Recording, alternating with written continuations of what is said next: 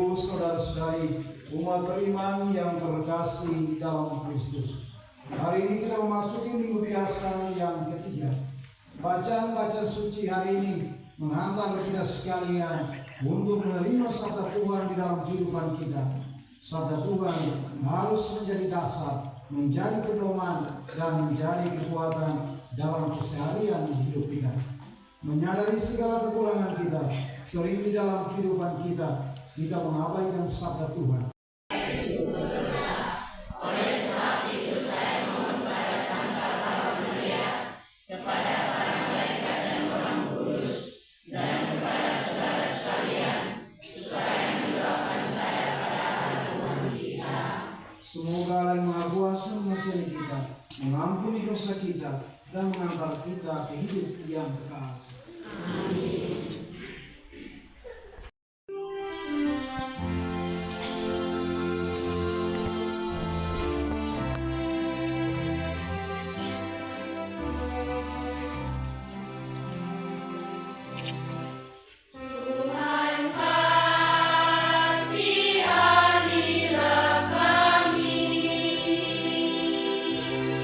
Kristus kasihanilah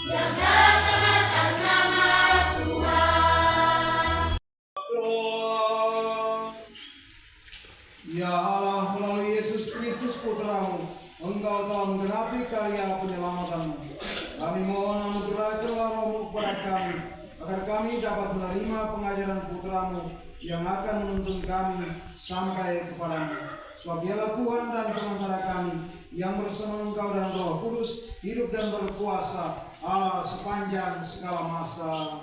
Amin.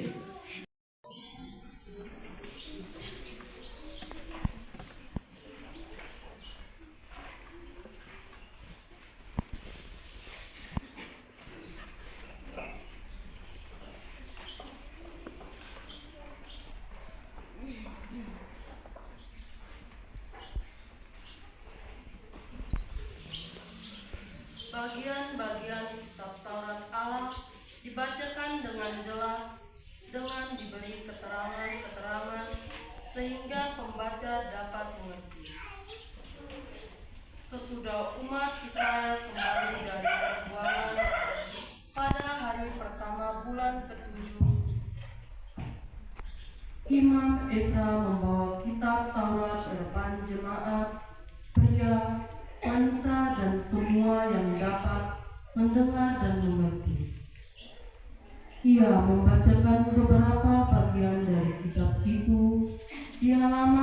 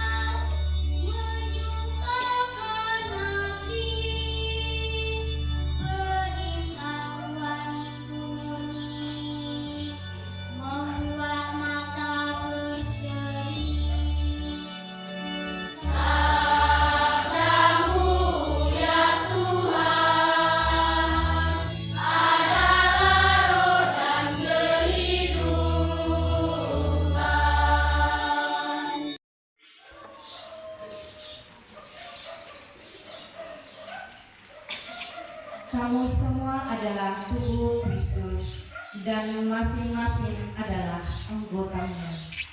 Bacaan dari surat pertama Rasul Paulus kepada jemaat di Korintus. Saudara-saudara, seperti halnya tubuh itu satu dan anggotanya banyak, dan semua anggota itu sekalipun banyak merupakan satu tubuh saja, demikian pula Kristus.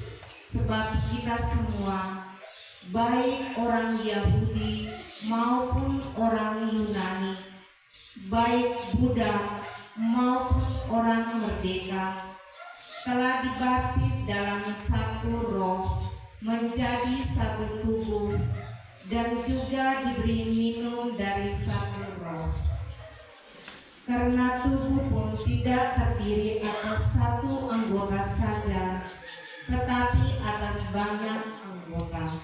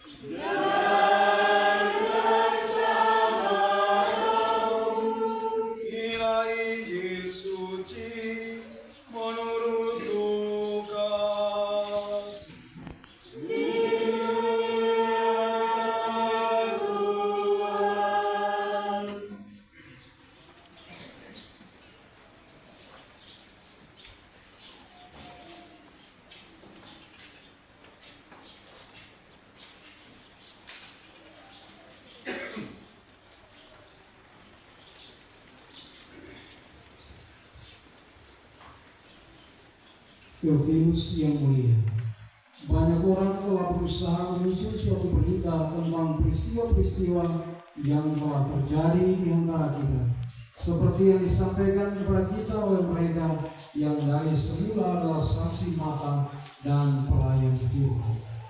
Karena itu setelah aku menyelidiki segala peristiwa itu dengan saksama dan asal mulanya, aku mengambil keputusan untuk membukukannya dengan teratur bagimu, supaya engkau dapat mengetahui bahwa segala sesuatu yang diajarkan kepadamu sungguh benar.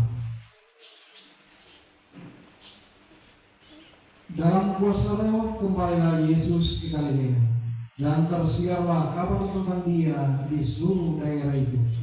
Sementara itu ia mengajar di rumah-rumah ibadat di situ, dan semua orang memuji Dia. Ia datang ke Nazaret, tempat ia dibesarkan, dan menurut kebiasaannya pada hari Sabat ia masuk ke rumah ibadat, lalu berdiri hendak membaca dari Alkitab.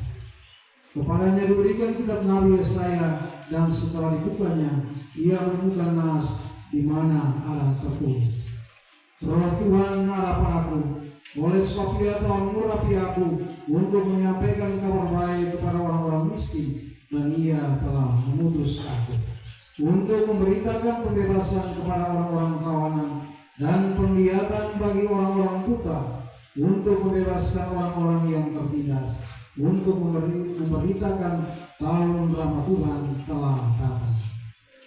Kemudian ia menutup kitab itu, memberikannya kembali kepada pejabat, lalu duduk, dan mata semua orang dalam rumah ibadat itu tertuju kepadanya.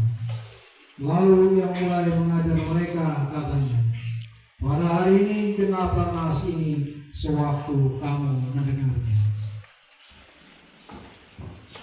Demikianlah sabda Tuhan.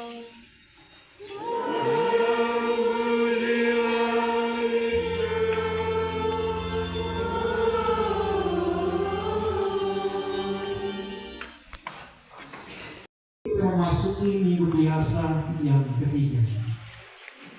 Perayaan hari ini adalah perayaan khusus bagi kita sekalian, orang-orang Katolik, orang-orang Kristen, untuk menghormati sabda Tuhan yang tertulis di dalam kitab-kitab suci kita. Hari ini 3 bacaan suci sama-sama berkisah tentang bagaimana sabda Tuhan itu menjadi kekuatan bagi orang-orang yang percaya. Pada salah satu kesempatan ketika saya membuka HP, ada satu anak kecil tulis di sana, saya kuat, Tuhan hebat. Saya lihat, saya juga pusing. Yang tulis ini kemudian taruh dengan foto rambut merah semua. Saya tidak mengerti apa maksudnya dia menempatkan itu. Tetapi saya mengerti hikmahnya dari tulisan ini, bahwa sekarang kita lebih banyak untuk berbicara tentang hal-hal yang biasa dan lupa dengan sabda Tuhan. Bapak dan Mama yang sudah menikah, pada waktu menikah salah satu persembahan yang diberikan oleh Bapak Mama saksi adalah Alkitab.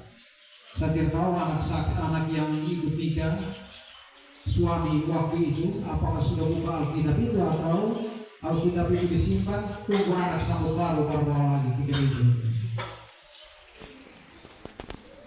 Banyak orang sekarang tidak lagi bicara tentang sabda Tuhan. Orang tidak ngomong lagi tentang sabda Tuhan. Semua orang rame-rame dengan kepintarannya pun yang pas-pas, yang setengah-setengah, berani untuk tulis dan bagi untuk orang lewat TikTok. Orang untuk kita sekalian, bahwa orang Katolik, kita sekalian yang mengikuti Tuhan, harusnya memiliki waktu, memberikan waktu untuk membaca dan merenungkan sabda Tuhan. Kita tidak boleh mengabaikan sabda Tuhan, kita tidak boleh pindah ke yang lain, tetapi yang menjadi kekuatan kita itu harusnya sabda Tuhan. Dan dalam bacaan Injil hari ini, kisah yang ditampilkan oleh Lukas memberikan gambaran yang sama. Tuhan memulai pewartaannya dengan membaca sabda Tuhan. Sabda Tuhan harus menjadi kekuatan kita bukan sebaliknya kita abaikan dan menganggap hal lain menjadi kekuatan.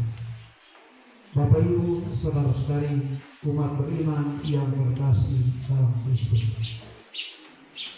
kita yang merayakan minggu biasa yang ketiga hari ini disadarkan untuk menerima dan kembali menempatkan sabda Tuhan, kembali menempatkan Alkitab itu sebagai sumber kekuatan kita. Hari dengan kepercayaan kita dengan berdoa. Aku percaya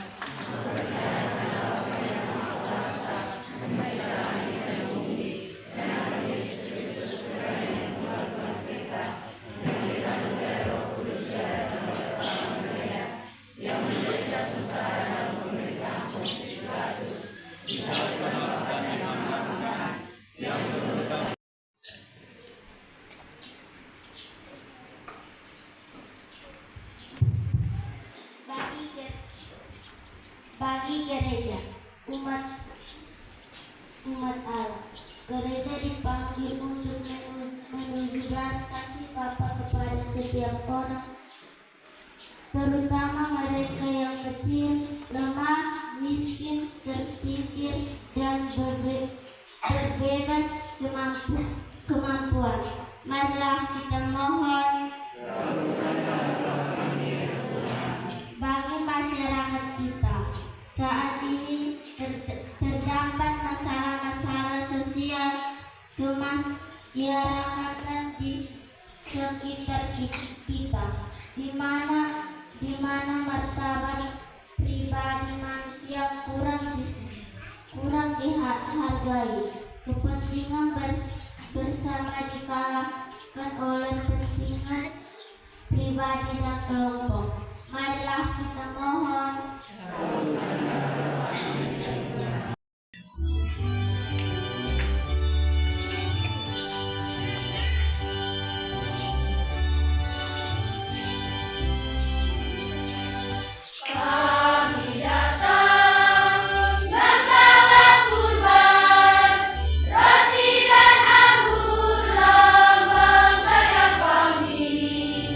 Kurban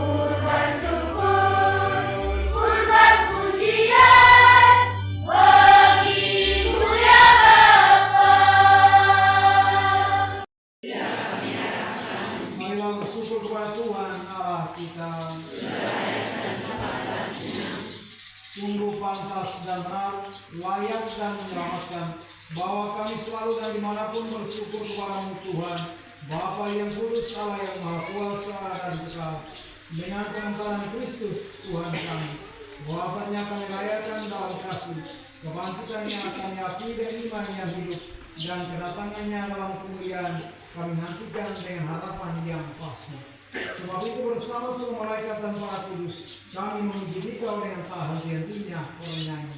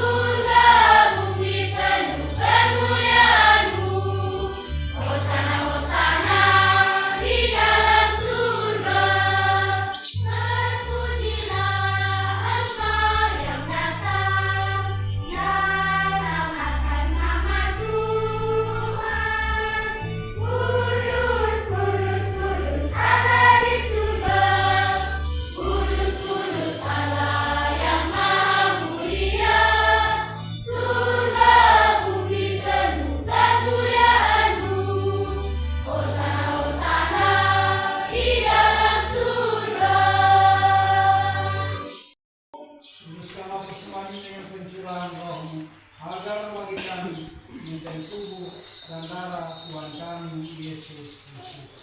Ketika dia diserahkan untuk menanggung sengsara yang rela, dia mengambil roti dan saling mengucap syukur dia memecah-mecahkan, lalu memberikannya kepada murid-muridnya seraya berkata, terimalah dan makanlah kamu semua, inilah tubuhku yang diserahkan bagimu.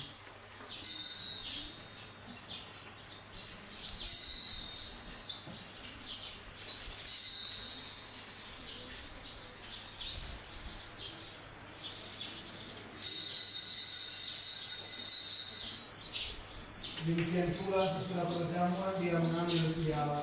Sekali lagi dia mengucap syukur kepadamu, memberikannya kepada murid-muridnya seraya berkata, terimalah dan minumlah kamu semua. Inilah piala darahku, darah perjanjian baru dan kekal, yang ditumpahkan bagimu dan bagi semua orang demi pengampunan dosa. Lakukanlah ini sebagai kenangan akan aku.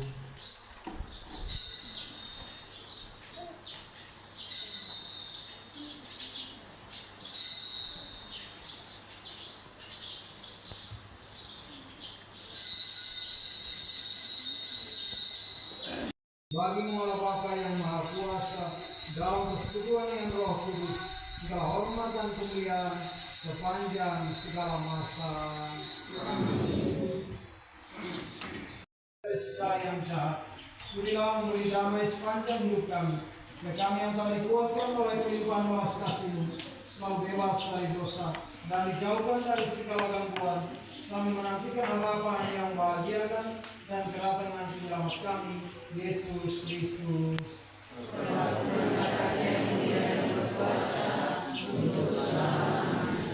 Tuhan Yesus Kristus, Engkau telah bersabda kepada para rasul, damai-Ku kutinggalkan bagimu, damai-Ku kuberikan kepadamu. Janganlah memperhitungkan dosa kami, tetapi perhatikanlah dengan gereja-Mu, dan berilah kami damai dan kesatuan sesuai dengan kehendak-Mu. Engkau yang hidup dan meraja sepanjang segala masa.